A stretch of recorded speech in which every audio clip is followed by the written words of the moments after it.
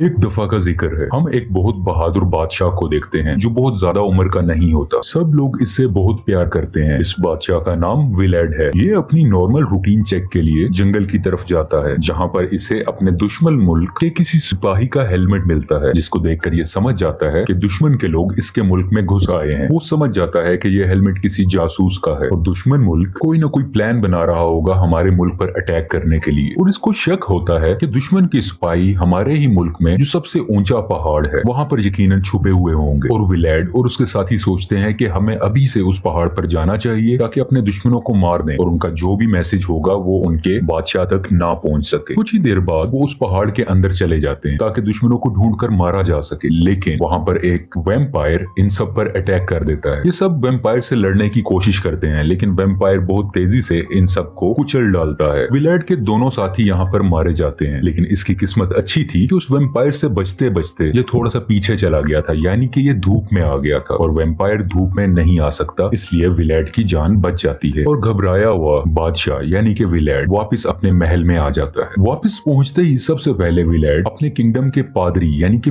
Priest से मिलता है और उसे उस वैम्पायर के बारे में पूछता है कि वो मॉन्स्टर वहां पे कौन था, क्या था, मैंने आज से पहले ऐसी चीज कभी नहीं देखी। प्रीस्ट बताता है कि उस पहाड़ में एक मॉन्स्टर रहता है, एक शैतान रहता है जो खून का प्यासा है और तुम्हारे साथियों को उसी ने मारा है और उनका खून पी लिया होगा अब तक। इसके अलावा प्रीस्ट ये भी बताते हैं कि वो मॉन्स्टर पहले इंसान हुआ करता था, लेकिन ईवल यानी शैतान की बातों में आकर वो इंसान से ऐसा मॉन्स्टर बन गया यानी कि वैम्पायर बन गया और वो पिछले कई सालों से उसी पहाड़ में कैद है और वो आगे भी वहीं पर बंद रहेगा उस वक्त तक जब तक वो किसी को बातों में फंसाकर अपनी ताकतें उसे ना दे दे और उस अगले आने वाले इंसान को वैम्पायर बना दे। उसी के बाद से वो वहां से आजाद हो सकता है, लेकिन आज तक उसको उसकी सोच के मुताबिक कोई इंसान नहीं मिला। सारी बातें सुनने के बाद विलेड उस प्रीस्ट को कहता है कि ये बातें तुमने किसी और को नहीं बतानी, इसको सीक्रेट रखना है, क्योंकि अगर लोगों को इस बारे में पता चल गया तो लोग डरने लगेंगे, परेशान होने लगेंगे और कुछ चीजों का मालूम ना होना भी ब्लेसिंग होता है। कुछ वक्त गुजर जाता है। बादशाह विलेड, उसके साथी और बहुत से लोग आपस में मिलकर महल में खाना खा रहे होते हैं और उसी वक्त इनके दुश्मन मुल्क का एक सिपाही इनके महल में आ जाता है, यानी कि इनके कैसल में आ जाता है। बेसिकली दुश्मन मुल्क का नाम टर्की है। ये वो मुल्क है जो इस वक्त बहुत पावरफुल होता है। ये तमाम छोटे मुल्कों से हर साल कुछ न कुछ अमाउंट कलेक्ट किया करता है, जिसके बदले में तुर्की इन लोगों पर हमला नहीं करता। और इन सब छोटे मुल्कों को, जिसमें विलेड का मुल्क भी शामिल है, इनको तुर्की को हर साल बहुत से पैसे देने पड़ते हैं, सोने के सिक्के, चांदी के सिक्के, ताकि तुर्की जैसी बहुत बड़ी फौज इनके मुल्क पर अटैक ना करे। विलेड ना चाहते हुए भी उन्हें बहुत से सोने और चांदी के सिक्के दे देता है। ये सिपाही सोने के सिक्के तो ले लेता है, लेकिन उसके अलावा एक और डिमांड भी रखता है, जो कि ये थी कि हमें इन सिक्कों के अलावा 16 यंग लड़के भी चाहिए जिनको हम ट्रेन करेंगे और अपनी फौज का हिस्सा बनाएंगे। विलेड कहता है कि हम अपने लोग तुम्हें नहीं दे सकते। ये ट्रेडिशन बहुत पहले हुआ करती थी, जो कि अब काफी वक्त से खत्म हो चुकी है। तुम अपने सिक्के लो और यहाँ से चले जाओ। इसके अलावा मैं तुम्हारे बादशाह से खुद बात करूंगा। कुछ दिन के बाद विलेड तुर्की के बादशाह से मिलता है, जिसका नाम महमद है। यहाँ पर ये दोनों निगोशिएशन कर रहे होते हैं, लेकिन महमद इसकी बात नहीं मानता और वो कहता है कि मुझे 1000 लड़के हर हाल में चाहिए, जिसमें तुम्हारे बेटे का नाम भी शामिल है। इस सारी चीज को विलेड बहुत सोचता है और बहुत गुस्से में होता है और अपने गुस्से में तुर्की के कुछ सिपाहियों को विलेड अपनी तलवार से मार देता है। ये सब वो सिपाही थे जो विलेड के बेटे को लेने आए थे, लेकिन विलेड नहीं चाहता था कि उसका बेटा उससे दूर जाए और वो सबको मार डालता है। विलेड का एक करीबी साथी उसके पास आता है और बताता है कि ये तुमने क्या किया, तुमने महमद के आदमी मार डाले, महमद इसका बदला लेगा और वो हमारे मुल्क पर अब हमला करेगा, अटैक कर देगा और हम सबको मार देगा। लेकिन विलेड कहता है वो कोई ना कोई हल जरूर निकाल लेगा और मैं अपने मुल्क की हिफाजत करना जानता हूँ। ये कहकर वो अपने घोड़े पर बैठता है और उसी वैम्पायर वाले पहाड़ की तरफ जाने लगता है। अब ये उस पहाड़ पर पहुंच चुका है, पहाड़ में दाखिल होता है और वैम्पायर से जाकर मिलता है और उसे मदद मांगता है, क्योंकि विलेड को अपने मुल्क को बचाना होता है, अपने दोस्तों को, अपने साथियों को, मुल्क की औरतों और बच्चों को। तो वो उस वैम्पायर से हेल्प मांगता है और दूसरी तरफ उस वैम्पायर को भी किसी ऐसे बंदे की तलाश होती है जो बहादुर हो, जो स्किलफुल हो, जिसे वो अपनी पावर्स दे सके और इस वैम्पायर के कर्ज से आजाद हो सके और वो दोबारा से एक नॉर्मल इंसान बन सके। यहाँ पर दोनों को एक दूसरे की जरूरत थी। वैम्पायर खुद को काट कर अपना कुछ खून एक बर्तन में रखता है और विलेड को कहता है कि ये खून पी लो। खून पीते ही मेरी सारी पावर्स तुम्हारे अंदर आ जाए और तुम इतने ताकतवर बन जाओगे कि तुम अपनी दुश्मन की बड़ी सी बड़ी फौज को भी हरा सकोगे। चाहे तुम्हारे मुकाबले में कितने भी सोल्जर्स हों, तुम उन सबको बहुत आसानी से हरा सकोगे। वैम्पायर उसके साथ एक डील भी करता है। वो उसे सब कुछ बताता है कि अगर वैम्पायर बनने के बाद अगले 3 दिनों में तुमने किसी इंसान का खून ना पिया तो तुम चौथे दिन वापस इंसान बन जाओगे, लेकिन अगर तुमने इन 3 दिनों में किसी भी इंसान का खून पिया तो तुम हमेशा के लिए वैम्पायर बन जाओगे और मैं यहाँ से बिल्कुल आजाद हो जाऊंगा। विलेड को अपने मुल्क को बचाने के लिए कुछ भी करना था, वो उसकी इस डील को भी एक्सेप्ट कर लेता है और उस खून को पी लेता है। खून पीते ही वो ही वैम्पायर बन जाता है और वहीं पर बेहोश हो जाता है। विलेड को जंगल में होश आता है और वो देखता है कि उसके अंदर बहुत सी पावर्स आ चुकी, वो बहुत तेज भागने लगा है, बहुत सी चमगादड़ें यानी कि बैट्स इसका साथ देने लगी हैं और वो इनकी मदद से किसी को भी बहुत ज्यादा नुकसान पहुंचा सकता है। इसके बाद विलेड अपने महल में वापस आ जाता है और उतनी ही देर में तुर्की के बहुत से सोल्जर्स इसके महल पर अटैक कर देते हैं। इन सब से लड़ने के लिए विलेड अपने महल से अकेला निकलता है और इन सब से लड़ने लगता है। तुर्की के कई हजार सोल्जर्स होते हैं और इन सब से विलेड अपने हाथों से, तलवार से, नेजे से अकेले ही लड़ रहा होता है और थोड़ी ही देर में सब सोल्जर्स को विलेड मार देता है। जब ये वापस अपने महल की तरफ आ रहा होता है तो इसके सब साथी बहुत हैरान होते हैं कि ये तुमने कैसे किया, और विलेड सिर्फ इतना ही कहता है कि इसके बारे में मुझसे कोई कुछ ना पूछे। अब तक विलेड के वैम्पायर होने का सीक्रेट किसी को भी नहीं पता था और कुछ वक्त के बाद तुर्की के बादशाह महमद के पास ये मैसेज पहुंच जाता है कि ट्रांसिल्वेनिया यानी कि विलेड के मुल्क ने हमारे हजारों सोल्जर्स को मार डाला है। लेकिन महमद कहता है मुझे इससे फर्क नहीं पड़ता, मजीद लाख लोगों की फौज तैयार करो और उन पर हमला कर दो और उनको जड़ से उखेड़ दो। ये सब अभी प्लान कर ही रहे होते हैं कि हम विलेड के मुल्क पर हमला करें, लेकिन विलेड तुर्की के मरे हुए सोल्जर्स इनकी तरफ भेज देता है। महमद जब अपने मरे हुए सोल्जर्स को देखता है तो और भी ज्यादा गुस्से में आ जाता है और वो ऑर्डर देता है कि फौरन से फौरन ट्रांसिल्वेनिया की तरफ मार्च किया जाए, यानी उनकी तरफ बढ़ा जाए। जबकि दूसरी तरफ विलेड की वाइफ को उसका राज पता चल जाता है। वो उसको रिलैक्स करने को कहता है और वो कहता है कि मैं इस कर्ज से आजाद हो सकता हूँ, सिर्फ मुझे 2 दिन और वेट करना है और मुझे किसी इंसान का खून नहीं पीना। और सबको सेफ रखने के लिए वो अपनी वाइफ और अपने तमाम साथियों को कहता है कि तुम महल से दूर वाले चर्च में चले जाओ। वो ऐसा इसलिए करता है कि ताकि सब सेफ रह सके, दुश्मनों से भी और विलेड से भी। वो उनको ये भी कहता है कि तुम सब लोग चलो, मैं रात को वहीं पर तुम्हें ज्वाइन कर लूंगा। वो इनके साथ इसलिए नहीं जाता क्योंकि अभी दिन का वक्त है और वैम्पायर्स दिन की रोशनी में नहीं निकल सकते। विलेड के साथी चर्च में जा रहे होते हैं, लेकिन रास्ते में ही तुर्की के कुछ सोल्जर्स इन पर हमला कर देते हैं। इस अटैक की वजह से बहुत से लोग मारे जाते हैं। इतनी ही देर में विलेड भी वहां पर आ जाता है और सबको एक एक करके मारने लगता है। और कुछ जो बचे कुचे तुर्की के लोग होते हैं, जब वो वापस जाते हैं तो ये खबर आग की तरह फैल जाती है कि विलेड एक शैतान है, एक वैम्पायर है और उसको हराना बिल्कुल नामुमकिन है, उसको हराया बिल्कुल भी नहीं जा सकता। ये सब सुनते ही तुर्की की फौज में डर बैठ जाता है और वो विलेड का मुकाबला नहीं करना चाहते। लेकिन महमद जानता था कि अगर उसकी फौज का मोरल डाउन हुआ तो वो कभी जंग नहीं जीत सके। उनके डर को खत्म करने के लिए महमद अपनी फौज की आंखों पर पट्टी लगा देता है ताकि ना तो वो उसे देखे और ना उनके दिल में कोई डर आए, और अपनी सिपाहियों को जंग के लिए भेज देता है। चर्च के अंदर पादरी को विलेड का सीक्रेट पता चल जाता है और आहिस्ता आहिस्ता इसके अपने ही लोगों को पता चल जाता है कि विलेड एक वैम्पायर बन चुका है, जिस वजह से सब लोग इससे नफरत करने लगते हैं और उसको एक बंद कमरे में भेजकर आग लगा देते हैं और उसको मारने की कोशिश करते हैं। क्योंकि विलेड एक वैम्पायर है तो उसे आग का असर नहीं होता और वो अपने जख्मों को हील कर कर बाहर आ जाता है और वो अपने ही लोगों पर गुस्सा होने लगता है कि मैंने तुम लोगों के लिए ऐसी लाइफ को चुना, तुम्हारी हिफाजत के लिए मैं वैम्पायर बना, तुम लोगों के लिए मुझे अपनी फैमिली को छोड़ना पड़ा और तुम मेरे साथ ऐसा कर रहे हो। फिर विलेड की वाइफ उसके पास आती है और उसके गुस्से को ठंडा करती है और उसे कहती है कि रिलैक्स रहो, सब ठीक हो जाएगा। लेकिन बातों ही बातों में काफी देर हो जाती है और दुश्मन मुल्क तुर्की यानी महमद के सोल्जर्स इनके मुल्क के अंदर दाखिल हो जाते हैं। सिपाही इनके केसल के बिल्कुल करीब पहुंच जाते हैं। विलेड जानता है कि उसके पास इतने सिपाही नहीं है कि वो इतनी बड़ी फौज का मुकाबला कर सके। उसी चर्च में काफी ज्यादा बैट्स भी होती हैं। विलेड अपनी पावर्स के थ्रू उन बैट्स को अपने कंट्रोल में करता है और दुश्मन की फौज पर बैट से हमला करवा देता है, जिसकी वजह से इनके बहुत से सिपाही मारे जाते हैं और उतनी ही देर में विलेड खुद भी बैटलफील्ड में उतर जाता है। दूसरी तरफ महमद के कुछ सिपाही छुपके से महल में दाखिल हो जाते हैं, उसी कैसल में जहां विलेड की वाइफ और उसका बेटा था। ये सिपाही विलेड की वाइफ को मारकर गिरा देते हैं और उसके बेटे को अपने साथ ले जाते हैं। विलेड की वाइफ महल से नीचे गिर रही होती है। विलेड देखता है तो वो उसे बचाने की कोशिश करता है। वो उसे पकड़ तो लेता है लेकिन अभी तक कामयाब नहीं हुआ होता। इसकी वाइफ मरने के करीब होती है, लेकिन वो उसे कहती है तुम मेरा खून पी लो, क्योंकि अगर तुम ऐसा करोगे तो तुम्हारी वैम्पायर्स वाली पावर हमेशा तुम्हारे साथ रहेंगी और तुम हमारे बेटे को बचा सकते हो। विलेड का ये वैम्पायर के तौर पे आखिरी दिन होता है, लेकिन अगर वो किसी का खून पी लेगा तो वो वैम्पायर बना रहेगा। इसलिए ना चाहते हुए भी वो बहुत रोता है और बिल आखिर अपनी वाइफ के गर्दन पर काट के उसका खून पी लेता है और खून पीते ही विलेड हमेशा के लिए वैम्पायर बन जाता है, जिसका ये मतलब है कि उस पहाड़ में रहने वाला बूढ़ा शख्स, वो बूढ़ा आदमी अब मजीद वैम्पायर नहीं रहा, क्योंकि यही डील थी उनकी। अब विलेड अपने मरते हुए साथियों के पास आता है और उन्हें अपना खून पिला देता है ताकि वो भी इस तरह पावरफुल हो जाएं और फौरन से दुश्मन पर अटैक कर कर उनको हरा सकें। और ये सब लोग दुश्मन पर अटैक कर देते हैं। विलैड अपनी पावर्स का इस्तेमाल करता है ताकि सूरज की रोशनी को छुपाया जा सके। बैट्स की मदद से और बादलों की मदद से दिन में भी रात जैसा एनवायरनमेंट कर देता है और विलैड के सब साथी उनके सोल्जर्स को मारने लगते हैं। और अब फाइनली विलैड और मेहमद आमने सामने होते हैं। मेहमद जानता था विलैड के बारे में कि वो वैम्पायर है, इसलिए वो अपने खेमे में बहुत ज्यादा चांदी के सिक्के जमा करके रखता है। वो इसलिए क्योंकि चांदी के सिक्कों की बहुत रोशनी होती है और दूसरा ये भी कि वैम्पायर्स चांदी से दूर भागते हैं और यही वजह है यहाँ पे विलैड की पावर काफी कम होती है। लेकिन बिल आखिर इन दोनों की फाइट के बाद, बहुत मुश्किलों के बाद, विलैड मेहमद को भी हरा देता है और उसको जान से मार देता है। इसके बाद वो अपने बेटे को रिहा करवा लेता है और बाहर लेके आता है। वो अपने साथियों से पूछता है कि कितने लोग बाकी रह गए। उसके साथी कहते हैं कोई भी नहीं, सिर्फ तुम्हारे बेटे के अलावा। यानी कि अब इसके साथी विलैड के बेटे को भी मारना चाहते हैं और उसका खून पीना चाहते हैं, क्योंकि ये सब साथी अब वैम्पायर्स बन चुके थे और विलैड ने ही ये गलती की। जब इसका एक साथी उसके बेटे को मारने के लिए आगे बढ़ता है तो विलैड अपने ही साथी को नेज़े पर चढ़ाकर बुरे तरीके से मार देता है, जिसको देख के सब लोग डर जाते हैं और थोड़ा पीछे ही रहते हैं। यहाँ पर चर्च का प्रीस्ट आता है और विलैड अपने बेटे को उसके साथ भेज देता है ताकि वो सेफ रह सके। ये वक्त दिन का होता है। विलैड ने ही अपनी पावर्स का इस्तेमाल करके इसको रात का वक्त बनाया होता है, क्योंकि सूरज के सामने बहुत से बादल आ चुके थे। विलैड अपनी पावर्स का दोबारा से इस्तेमाल करता है और उन सब बादलों को वहां से हटा देता है, जिसकी वजह से सूरज की रोशनी जमीन पे आने लगती है और सूरज की रोशनी से सब वैम्पायर्स जलने लगते हैं और आहिस्ता आहिस्ता करके मरने लगते हैं, जिनमें विलैड खुद भी शामिल था। और वहां पर सब वैम्पायर्स वहीं पर मर जाते हैं। विलैड के बेटे को ट्रांसिल्वेनिया यानी कि उस किंगडम का बादशाह बना दिया जाता है और आखिरी सीन में हम देखते हैं कि चर्च का प्रीस्ट विलैड के पास आता है और उसे अपना खून पिलाता है, जिसकी वजह से विलैड दोबारा जिंदा हो जाता है। और यहीं पे मूवी की सैड एंडिंग के साथ ये स्टोरी कंप्लीट हो जाती है।